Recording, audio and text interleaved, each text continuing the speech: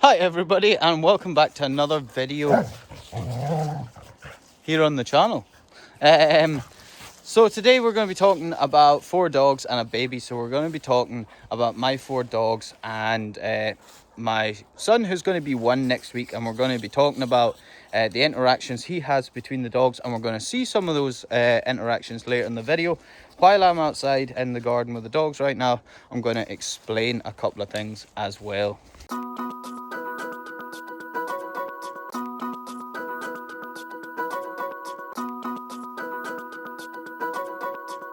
So there's a few things I'm going to make clear from the get-go, and number 1 is any sort of baby, infant, toddler should never be left alone in a room with a dog, or should really be left alone with a dog at all. And anytime there's an interaction happening between a dog, whether that's a pet dog or a working dog or any type of dog, and a young child, that interaction should always be closely supervised while it's happening. There's copper blending in with the leaves almost perfectly. So let's get into this anyway, and we're going to talk about... First, I'm going to explain the interaction Kole has had with the dogs up to this point and what interaction we allow. And then we're going to look at some of those interactions later. So when I go into the house, just in a little while, because it's starting to get dark now, we're actually going to look at Kole having some interactions with the dogs tonight. So the first thing I'm really going to say is Kole hasn't had a whole lot of interaction with the dogs during the first part of him being a baby. That is starting to pick up a little bit more, and he's starting to have a little more interaction with the dogs. But when I'm talking about a really small baby, like a newborn baby, I don't think dogs should be particularly interacting with them. They shouldn't be going up in their faces in the cribs and things. You never know how a dog's going to react. For me, the first part of introducing dogs to a baby is teaching the dogs boundaries round about the baby. So you'll see at the caravan, Echo, Kate and Storm were all around Kole, but they weren't going up to him, they weren't interacting with him. So that's the first big thing that I'm going to do with my dogs, is teach them boundaries. So when the baby's around, they shouldn't be running up to the baby. If somebody's holding the baby, they shouldn't be jumping on that person. And generally just teaching the dogs to be respectful round about the baby. And even right now, when Kole's going to be a year old next week, he can stand, he can almost walk, he can walk around holding on to things, but he hasn't quite got the confidence to walk by himself yet. I'm having to really watch these dogs while I'm doing this, because Copper keeps getting into things and Storm and Echo keep leading her into things. Yeah, even up until now, Storm and Echo do not interact with Kole directly. And they haven't had that much interactions around him. Basically, quite a lot of the time, they'll meet Kole, or meet Kole through a barrier and things like that, and Echo's licked Kole through barriers and things. But generally, they've been taught to stay away from him, and the reason for that is Echo and Storm, they're quite hyperactive working dogs, and I don't think they would hurt Kole intentionally. But yeah, if we were just to let them in the living room together, Storm would very easily jump on Kole. If she saw me sitting on the ground with Kole, she'd want to come over, she would want to jump on us. So for that reason, they don't really interact with Kole that much at this point. But when we talk about going on through the next year, that's obviously going to increase. But part of that as well is teaching the baby, toddler, has to be at a point where it can also understand and start to learn the dog's boundaries, no pulling the dogs and things like that. And that's really what we're starting to teach Kole now with Kate and Copper, and they're better suited to that, because they're maybe not as hyperactive and a little bit more tolerant. Yeah, a big part of having dogs around about a baby is also being able to teach the child the dog's boundaries, as well as try to teach the dog the child's boundaries. And for us, that's no running up to the child licking its face. Yeah, so for the working dogs, it's really not, it's being around the child but ignoring it at this point. And this will gradually change now, where they will get more interactions with the dog. Those interactions will be heavily supervised and will be really sort of strict with the dogs on what they can and can't do, so they won't be able to jump up and Kole. There will be no rough play around about Kole. And Storm will be the hardest. You can see she's up me now, and that's because Storm is just super quick, super energetic. And like I say, I don't think she would hurt Kole intentionally, but Storm would very easily knock Kole over, especially when he's learning to walk and things like that. And that could end up a bad experience for Kole or a bad experience for the dogs.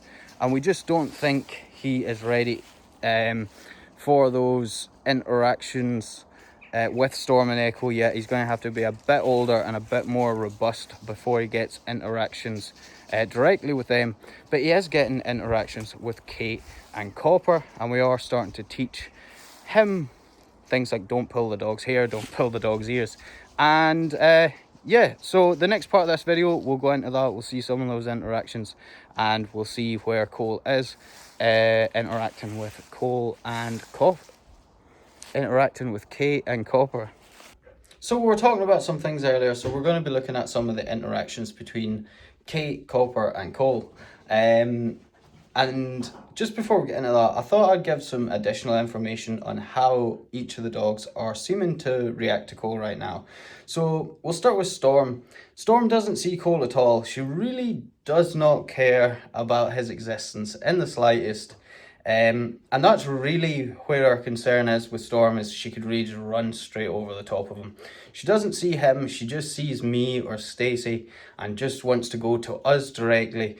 And she really pays Kole no attention whatsoever. Then we move on to Echo, who does seem somewhat interested in Kole. He has licked Kole through barriers and things like that. He does seem somewhat interested and maybe a little confused to exactly what he is. But there definitely seems to be no ill intent there with Echo, and he does obviously recognise that he is some sort of being. Then on to Kate. So Kate is sort of happy to interact with Kole, especially when Cole's being calm and he's not being overly energetic. Kate's happy to stand there and maybe even let him pet her and lick his hands and things like that. But when he's shouting, when he's being really loud, she's really not that interested in being around him, and she's an older dog, so that's completely understandable. Copper seems to get on great with him. The really great thing about Copper is Copper's a puppy. Cole's actually heavier than Copper is. They can interact pretty much, they get quite a lot of interaction. They're going to grow up together.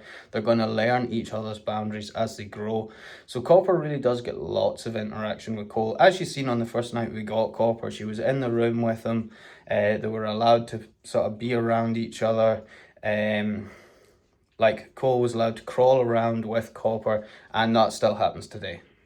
So let's go on to some of the interactions that we have. So we have a baby gate in our living room and in the bedroom that Kole sleeps in. These are basically partly for hygiene reasons, so that we can control when the dogs come in and out. These are the rooms Cole's in the most, and they get quite a lot of interaction with both Kate and Copper through these baby gates, and I'll show you a lot of that in just a second. But yeah, basically the dogs can come up to the gate if they want a bit of attention. Kole likes to come up to the gate and babble at the dogs and talk to the dogs and try and touch the dogs through it. And yeah, this was quite heavily monitored at first. We kept quite a close eye on him. Now we do it from a distance. We're kind of sure that there's not really going to be much problems. If he tries to actually grab the dogs or pull the dogs further, we'll go over and stop things like that and teach him that that's not okay, and vice versa with the dogs. If they're getting too nibbly or something like that, we'll go over and we'll put a stop to that and let them know that we can't be too rough with the baby either. So but yeah, it goes pretty well, to be honest, and we'll show you a few clips of those interactions now.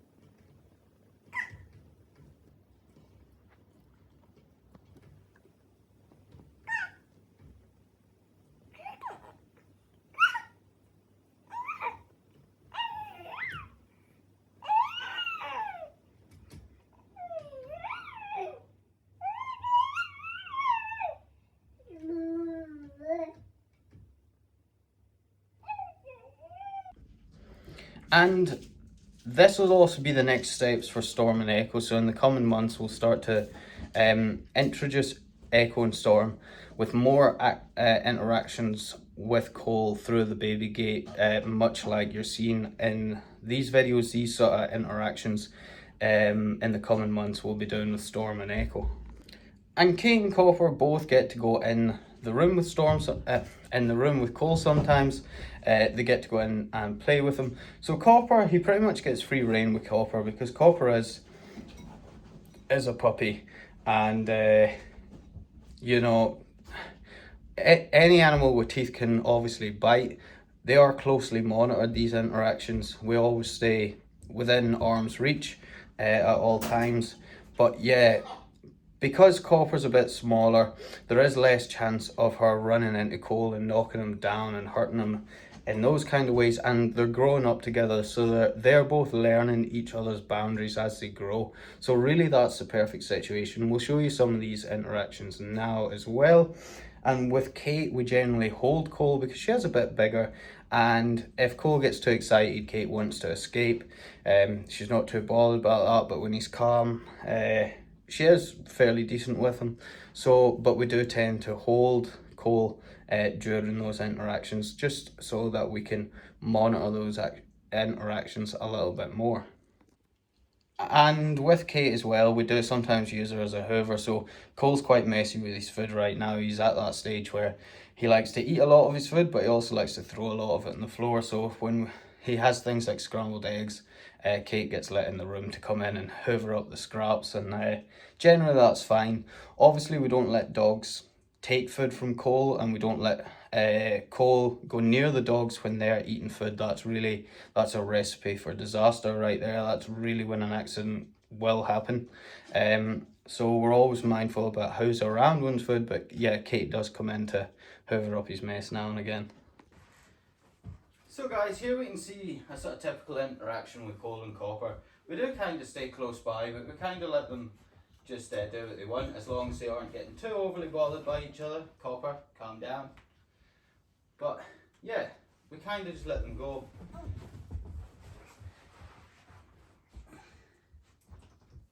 And you can see they interact with each other quite well.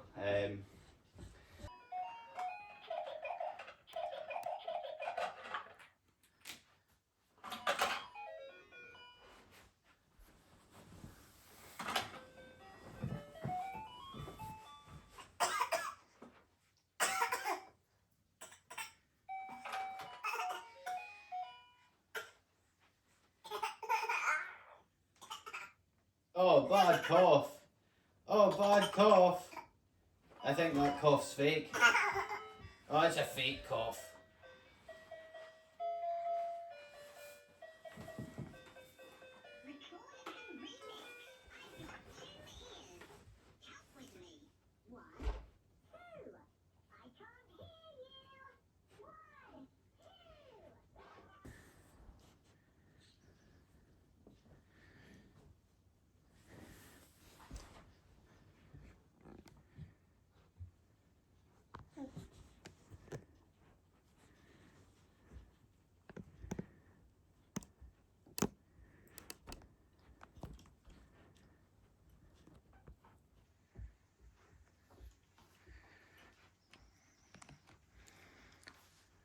You try again.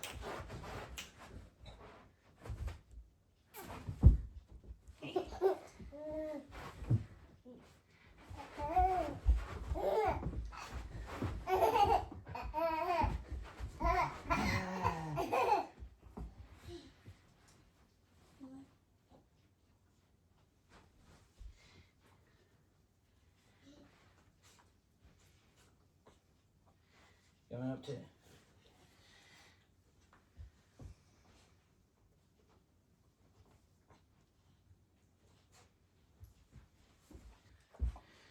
And these are more typical of the interactions between Kate and Kole. We're still holding Kole just around Kate because she is that much bigger. So neither Kate or Kole was really playing ball tonight. Cole's not really in the mood for being held right now. He's actually just about to go to bed, so he's probably a bit tired. So I'll just explain really what I was trying to show you there is yeah, when Kate is in the room, we're generally either holding Kole or we're staying very close to him. Kate and Kole, oh, are you hugging Daddy? Are you giving Daddy a hug? But Kate and Kole do meet each other. They do sort of associate. Kate comes in to clean any food that's fell on the floor a lot of the time. And they get interactions which are heavily supervised. And the reason for that is just Cole's that much, Kate's that much bigger. I've got the names wrong so many times in this video. But Kate's that much bigger than Kole, where she could run into him if she comes running into the room. She could run into him and knock him over and things. Bang bang! And also when Kate's in the room, we always keep this gate open while we're holding Kole. And that way, if she feels the need where she wants to leave, she can always do that. So I always think with dogs, it's better that they have an escape and they know that they can leave that situation if they want to. Often means if the dog if the dog is feeling unsure, if the dog is feeling pestered and it's got an escape, 9 times out of 10 the dog is going to use that escape rather than biting or nipping or something like that. So always having that escape available is there, and we're obviously being able to interact with Kate without barriers while we are supervising. That is basically where we are with Kate. And pretty soon I think we'll be at a point with Kate where Kate can be fully trusted as long as she's got that escape. Anyway, that's it for this video. We'll see you guys in the next one. That'll do, and thank you very much for watching.